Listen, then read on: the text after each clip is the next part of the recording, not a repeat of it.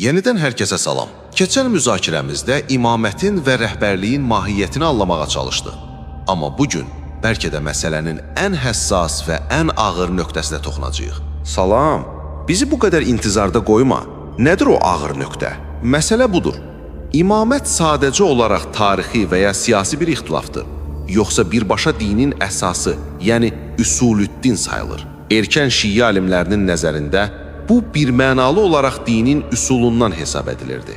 Hətta imaməti qəbul etməyənlər heç bir ixtilaf olmadan kafir sayılırdı. Bir dəqiqə, kafir sayılırdı? Yəni sadəcə günahkar və ya xəta etmiş yox, birbaşa dindən çıxmış? Bəli, tam olaraq elə. Gəl şiələrin ən böyük alimlərindən olan Şeyx Əl-Muhidin Əvailül Məqalət kitabındakı sözlərinə baxaq. O yazır: İmamilər ittifaq ediblər ki, imamlardan hər hansısa birinin